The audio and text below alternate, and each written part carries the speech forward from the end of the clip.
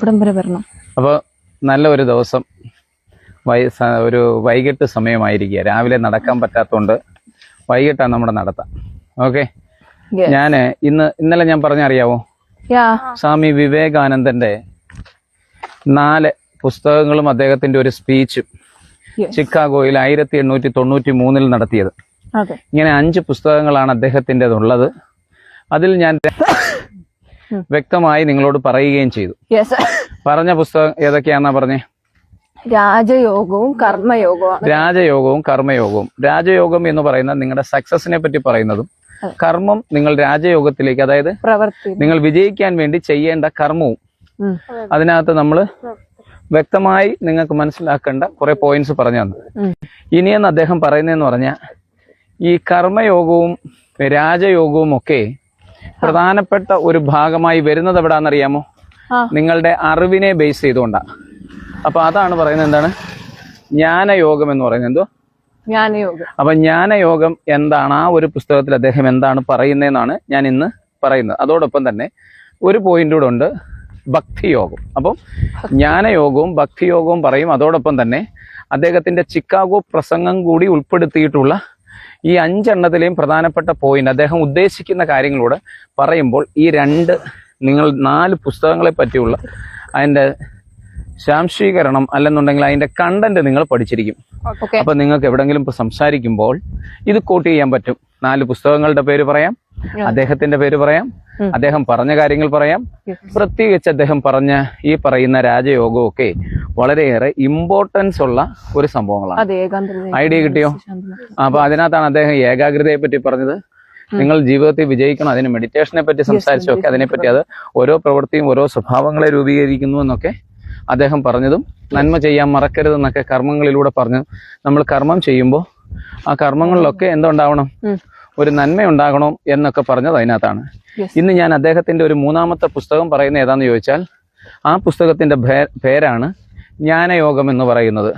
സ്വാമി വിവേകാനന്ദൻ പറയുന്ന ജ്ഞാനയോഗം എന്ന് പറയുന്ന പുസ്തകത്തിൽ അദ്ദേഹം പറയുന്ന പോയിന്റ് എന്ന് പറഞ്ഞാൽ, നിങ്ങൾ എന്ത് പഠിക്കുമ്പോഴായിക്കോട്ടെ, നിങ്ങളുടെ ജീവിതത്തിലായിക്കോട്ടെ, നിങ്ങൾ സത്യം അന്വേഷിക്കുന്നവരായിരിക്കണം. 1ാമത്തെ പോയിന്റ് എന്താ? നിങ്ങൾ ജ്ഞാനയോഗത്തിനകത്ത് 1ാമത് പറയുന്നത് എന്താണ്? സത്യം അന്വേഷിക്കുക. നിങ്ങൾ പഠിക്കുന്ന കാര്യങ്ങളിലാകുമ്പോഴും നിങ്ങൾക്ക് അന്നേരം കുറച്ചുകൂടെ ഡെപ്തിൽ ഒരു കാര്യത്തെ മനസ്സിലാക്കാൻ കഴിയുന്നത് അങ്ങനെയാണ്. മനസ്സിലാവുന്നോ? അത് നരേന്ദ്രൻ എന്ന് പറയുന്ന കുട്ടിയായിരിക്കുന്ന സമയത്തെ അദ്ദേഹം എന്ത് ചെയ്തിരുന്നു? സത്യത്തിന് വളരെയേറെ പ്രാധാന്യം നൽകിയിരുന്നു. അപ്പൊ ഓരോ നമ്മുടെ ജീവിതത്തിൽ ബന്ധനങ്ങൾക്ക് കാരണം, നമുക്ക് ഒരു പ്രതിസന്ധിക്ക് കാരണമെന്ന് പറയുന്നത് എല്ലാം എന്താണെന്നാ അദ്ദേഹം പറയുന്നത്? നമ്മുടെ അജ്ഞതയാണെന്നാ പറയുന്നത്. ഇഗ്നോറൻസ് ആണ്. മനസ്സിലാവുന്നു? നമുക്കുണ്ടാകുന്ന ഇഗ്നോറൻസ് ആണ് എന്തിന് കാരണം? നമ്മുടെ ദുഃഖങ്ങളായാലും എല്ലാത്തിനും എന്തുണ്ടാവണം? ബന്ധനങ്ങൾക്കെല്ലാം കാരണമായി മാറുന്നത് എന്താണ്? നമ്മുടെ അജ്ഞതയാണ്. മനസ്സിലായോ? നമുക്ക് അറിവില്ല എങ്കിൽ നമ്മൾ അറിവ് നേടാൻ ശ്രമിക്കണം. അദ്ദേഹം വളരെയേറെ പുസ്തകങ്ങൾ വായിച്ചു. അയാൾ മാത്രമല്ല, വിജയിച്ചവരെല്ലാം തന്നെ എന്ത് ചെയ്തു? പുസ്തകങ്ങൾ വായിച്ചു. നിങ്ങളുടെ അജ്ഞത മാറിക്കഴിഞ്ഞാൽ, അജ്ഞത മാറുമ്പോൾ നിങ്ങൾക്ക് ജ്ഞാനം കിട്ടിക്കഴിയുമ്പോൾ നിങ്ങൾ സ്വയം തിരിച്ചറിയപ്പെടും. അടുത്ത എന്താ പോയിന്റ്? എന്താ? നിങ്ങൾ സ്വയം തിരിച്ചറിയുക. എന്താ 3ാമത്തെ പോയിന്റ്? എന്താ? സ്വയം തിരിച്ചറിയുക. അപ്പോ 1, 2, 3 പോയിന്റുകൾ ഓർത്തോ? എന്നാ പറയൂ. 1 നമ്മള് സത്യം തിരിച്ചറിഞ്ഞ പഠിക്കുക. 1 സത്യം അന്വേഷിച്ചറിയുക. 2 അജ്ഞതയാണ് എല്ലാ ബന്ധനങ്ങൾക്കും കാരണമെന്ന് പറഞ്ഞു. 3ാമത് അദ്ദേഹം എന്താണ് പറഞ്ഞത്? നമ്മൾ സ്വയം തിരിച്ചറിയണമെന്ന് പറഞ്ഞു. നമ്മളൊരു കാര്യം അദ്ദേഹം അടുത്ത പറയുന്നത് എന്താണെന്ന് ചോദിച്ചാൽ, ഈ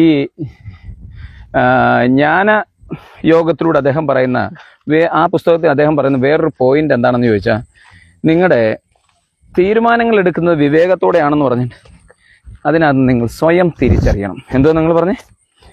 വിവേകത്തോടെ തീരുമാനങ്ങൾ എടുക്കണം. സ്വയം തീരുമാനങ്ങൾ എടുക്കണമെന്നുണ്ടെങ്കിൽ നിങ്ങൾ എന്ത് ചെയ്യണം? വിവേകത്തോടു കൂടി തീരുമാനങ്ങൾ എടുക്കണം. മനസ്സിലായോ? അപ്പം നമുക്കൊരു വിവേകമുണ്ടാവണം. മനസ്സിലായോ? വിവേകത്തോടു കൂടി നിങ്ങൾ എന്ത് ചെയ്യണം? തീരുമാനം എടുക്കണം. വിവേകത്തോടു കൂടി തീരുമാനം എടുക്കുമ്പോൾ നിങ്ങൾ വിവേകം ഉണ്ടാകുമ്പോൾ നിങ്ങൾ ഒരു കാര്യം മനസ്സിലാകും. സത്യം എന്താണ്, അസത്യം എന്താണ്. അടുത്ത എന്താ പറഞ്ഞേ? സത്യവും അസത്യവും തിരിച്ചറിയാൻ കഴിയും. അന്നേരം എന്തുണ്ടാവും? സത്യവും അസത്യവും. വിവേകം എന്ന് പറയുന്ന വേറൊരു പോയിന്റാ ഞാൻ പറഞ്ഞത്. സത്യം അസത്യം എന്ത് ചെയ്യും? തിരിച്ചറിയാൻ കഴിയും. മനസ്സിലാവുന്നോ?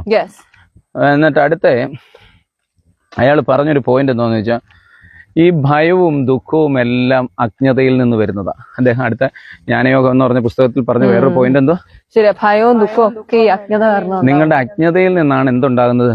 ഭയവും നിങ്ങൾക്ക് ഈ ഭയവും ഈ ദുഃഖങ്ങളും ഒക്കെ ഉണ്ടാകുന്നതിന് കാരണം എന്താണ്? അജ്ഞതയാണ്. നിങ്ങളുടെ അജ്ഞതയാണ്. മനസ്സിലായോ? യെസ്. അപ്പം അജ്ഞത നിങ്ങൾക്ക് സുഖവും ദുഃഖവും ഒക്കെ ഉണ്ടാക്കുന്നു എങ്കിൽ ഈ ജ്ഞാനം നിങ്ങളെ എന്ത് ചെയ്യും? അല്ലെ അറിവ് നിങ്ങളെ എന്ത് ചെയ്യും? അന്നേരം സ്വതന്ത്രനാക്കും. അടുത്ത അയാളെന്ത് പറഞ്ഞു? അറിവ് നമ്മളെ സ്വതന്ത്രനാക്കുന്നു. ജ്ഞാനം നിങ്ങളെ എന്ത് ചെയ്യും? സ്വതന്ത്രനാക്കും. അറിവ് നിങ്ങളെ സ്വതന്ത്രനാക്കും എന്ന് അദ്ദേഹം പറഞ്ഞു. മനസ്സിലായോ?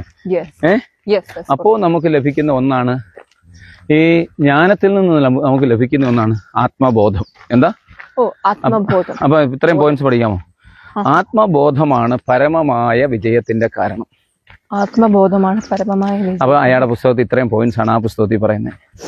ജ്ഞാനയോഗം എന്ന് പറയുന്ന പുസ്തകത്തില് അദ്ദേഹം പറഞ്ഞ പോയിന്റ്സ് നിങ്ങളുടെ മനസ്സിൽ തങ്ങി നിൽക്കുന്നത്. ഞാനിപ്പോ പറഞ്ഞതിൽ നിന്ന് എന്തൊക്കെ കിട്ടിയെന്ന് നോക്കുക. എന്തൊക്കെയാണ്? ഒന്ന്, നമ്മൾ സത്യം തിരിച്ചറിയുക. ഒന്ന്, സത്യം തിരിച്ചറിയുക. അജ്ഞതയാണ് നമ്മുടെ ജീവിതത്തിലെ പ്രശ്നങ്ങൾ എല്ലാത്തിനും കാരണം. അജ്ഞാനമാണ് നമ്മുടെ ജീവിതത്തിലെ എല്ലാ പ്രശ്നങ്ങൾക്കും കാരണമെന്ന് പറഞ്ഞു. സ്വയം തിരിച്ചറിയാൻ പറഞ്ഞു. വിവേകത്തോടെ തീരുമാനങ്ങൾ എടുക്കാൻ പറഞ്ഞു. സത്യവും അസത്യവും തിരിച്ചറിയണമെന്ന് പറഞ്ഞു. പെട്ടെന്ന് പറഞ്ഞു. ഭയവും ദുഃഖവും അജ്ഞതയിൽ നിന്നുണ്ടാകുന്നതാണെന്ന് പറഞ്ഞു. പിന്നെ കുണൂണാന്ന് പറയാതെ കറക്റ്റ്. ആത്മബോധത്തിന് അറിവ് ജീവിതത്തെ സ്വതന്ത്രമാക്കുമെന്ന് പറഞ്ഞു. പരമപ്രധാനമായ വിജയം എന്ന് പറയുന്നത് നിങ്ങളുടെ ആത്മബോധമാണ് എന്ന് അദ്ദേഹം പറഞ്ഞു. മനസ്സിലാവുന്നോ? ഇത് ഇത്രയാണ് എന്തെന്ന് പറയുന്നത് അദ്ദേഹത്തിന്റെ ജ്ഞാനയോഗം എന്ന് പറയുന്ന പുസ്തകത്തിൽ. അപ്പൊ നമ്മൾ 3 പുസ്തകങ്ങൾ പഠിച്ചു. ഒന്ന് രാജയോഗം, കർമ്മയോഗം, ജ്ഞാനയോഗം. നിങ്ങൾ ആ ബേസ് മനസ്സിലാക്കിയോ ആ പുസ്തകത്തിന്റെ? ഒന്ന്, നിങ്ങൾ രാജാവായി മാറാൻ, നിങ്ങൾ മന്ത്രിയാകാൻ, നിങ്ങൾ വിജയിയാകാൻ, നിങ്ങൾ ഉന്നതനാകാൻ നിങ്ങൾക്ക് വേണ്ടത് എന്താണ്? ഒന്ന്, എന്ത് വേണം? രാജയോഗം. അതായത് നിങ്ങളുടെ മനസ്സിനെ നിയന്ത്രിക്കണം. നിങ്ങൾ ആ രീതിയിൽ പ്രവർത്തിക്കണം. നിങ്ങൾ രാജാവിനെ പോലെ ആകാൻ എന്തൊക്കെ ചെയ്യണമെന്നൊക്കെ ഉള്ളത് ഞാൻ ആ വീഡിയോ, ഇതിന് മുമ്പുള്ളൊരു വീഡിയോയ്ക്ക് അത് പറഞ്ഞു. അത് കഴിഞ്ഞിട്ട് അപ്പൊ നിങ്ങൾക്ക് അചഞ്ചലപ്പെട്ടു പോകാതിരിക്കാൻ അതിനകത്ത് ഒന്നുകൂടെ ഞാൻ ഓർമ്മപ്പെടുത്തുന്നത്, നിങ്ങളുടെ മനസ്സിനെ നിയന്ത്രിക്കാൻ അവിടെ വേണ്ടത് എന്താണ്? മെഡിറ്റേഷൻ ചെയ്ത് നിങ്ങളുടെ മൈൻഡിനെ നിയന്ത്രിക്കണം. മനസ്സിനെ നിയന്ത്രിക്കുന്നവന് മാത്രമേ എന്ത് ചെയ്യാൻ പറ്റൂ? വിജയി, രാജാവാകാൻ പറ്റൂ. മനസ്സിലാവുന്നോ? അപ്പൊ അടുത്ത എന്തായിരുന്നു ഞാൻ പറഞ്ഞ?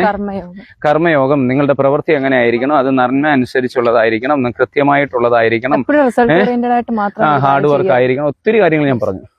അതാ ഞാൻ പറഞ്ഞല്ല, അദ്ദേഹം പറഞ്ഞ പോയിന്റ്സ് ഞാൻ നിങ്ങളോട് പറഞ്ഞു. ഇപ്പൊ ഞാൻ 3ാമത്തെ ചാപ്റ്റർ പറഞ്ഞു, ജ്ഞാനയോഗം.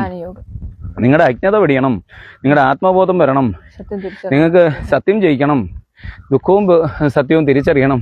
ഇതിനൊക്കെ നിങ്ങൾക്ക് വേണ്ടത് എന്താണെന്ന് പറഞ്ഞു? നിങ്ങൾക്ക് ജ്ഞാനം വേണം. അപ്പം നിങ്ങൾ വായനയും പഠനവും ഇതൊക്കെ നിങ്ങളുടെ ജീവിതത്തിലാവും. അദ്ദേഹം അടുത്തൊരു പുസ്തകം പറയുന്നതാണ്. അദ്ദേഹം പറഞ്ഞ പുസ്തകമാണ് ഭക്തിയോഗ. എന്തോ? ഭക്തിയോഗം എന്ന് പറയുന്നത്. അതിനകത്ത് അയാളെല്ലാം കൊണ്ടുവന്നുണ്ടോ? രാജാവ്, കർമ്മം, ജ്ഞാനം, എന്നിട്ട് അടുത്തവൻ പറയുന്നു ഭക്തി വേണം. ഭക്തിയുടെയൊക്കെ അടിസ്ഥാനം എന്തോന്നറിയോ? നമുക്കൊരു ഭക്തി വേണമെന്നുണ്ടെന്നുണ്ടെങ്കിൽ ജീസസ് ബൈബിളിൽ പറഞ്ഞൊരു സാധനം. എന്താ? ജീസസ് ആരാന്നാ പറഞ്ഞേ? Son of God. എങ്ങനെയല്ലേ നീ പറഞ്ഞേ? ഒറ്റ വാക്കി പറ. വെളിച്ചമോ? ഞാൻ സ്നേഹമാകുന്നു. ആരാ പറഞ്ഞേ? അപ്പൊ എന്തോ ജീസസ് എന്തോ പറഞ്ഞേ?